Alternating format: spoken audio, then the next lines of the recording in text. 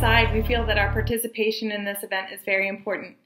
In 1963, Martin Luther King delivered the famous "I Have a Dream" speech in which he called for civil and economic rights and an end to racism. Racism is still alive in modern America. We're asking that learners, facilitators, and community members join our Pequea Valley team in the 21st annual YWCA Race Against Racism 5K. The YWCA funds, support social justice and advocacy programs, and supports those who seek peace, justice, freedom, and dignity for all. I hope to see you out for this event. If you have any questions, you can either contact myself or Mr. McHugh.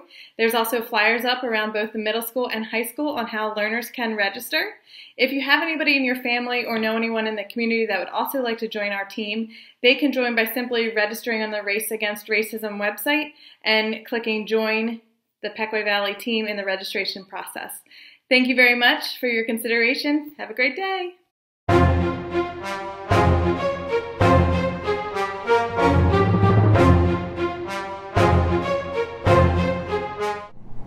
Pequea Valley has hired a new strength and conditioning coach named Jared Feaster. If you are an athlete, please check in with your coaches and see what days of the week you should be checking in to take part in his programs designed specifically for each sport. If you are not an athlete and looking to get in better shape, you can see him on Monday through Thursday from 3 to 5 in the fitness center, and he will help design a program for your fitness lifestyle. Again, he has his own Instagram page at pvbraves_strengthco. So take advantage of our new strength and conditioning coach. Hello, this is Ethan with National News. This week I'll be talking about the Jussie Smollett case. Jussie Smollett from the TV series Empire was arrested and charged a couple weeks back with supposedly hiring and paying a group of people to beat him up in broad daylight, to then claim he has been a target of a hate crime involving his race and his sexuality. Just this week, all charges of him hiring and paying those individuals have been dropped out of nowhere by the prosecutors. All 16 accounts have been dropped. Some of those accounts involved false police reports and others. This has high authority figures all stumped and confused, and President Trump is saying he would like the FBI to look into the case. Now to Luke with International News. Hi, this is Luke with International News. This week, British Parliament voted on a number of possible deals with the European Union as the deadline for Brexit rapidly approaches. Brexit, or a British exit from the EU, was voted on back in 2016 with a slim majority deciding that the UK would leave the EU. On March 29, 2017, Britain's Prime Minister Theresa May activated Article 50, which would begin the process and give 2 years to negotiate a deal with the EU. However, Parliament has been divided as to how Brexit should go, and are running out of time.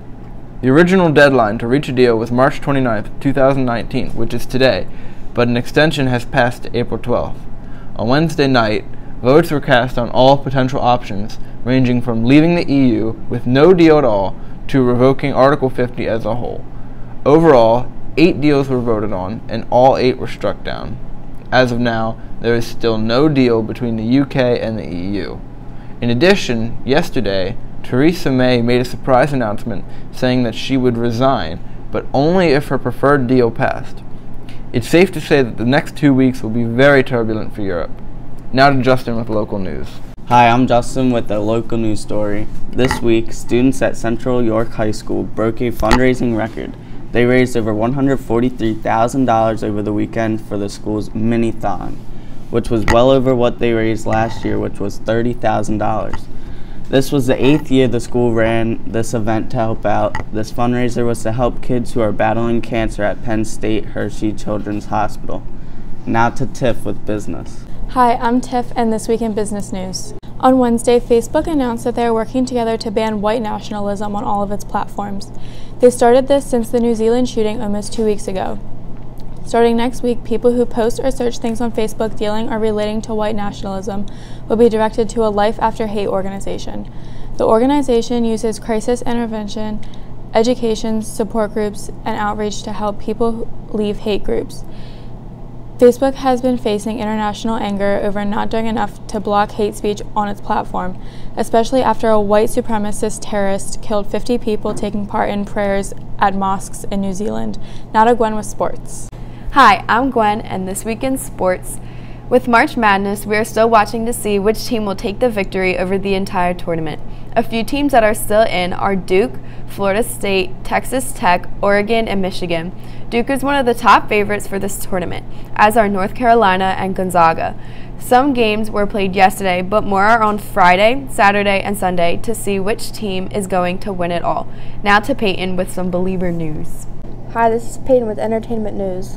Pop star Justin Bieber said he's taking a break from music. He says he wants to focus on fixing some personal things. He said he was not quitting for good and that he'd be back soon when he feels healthy. He loves making music, but he stated that nothing comes before his family and health. That's all for today's news. Have a great weekend.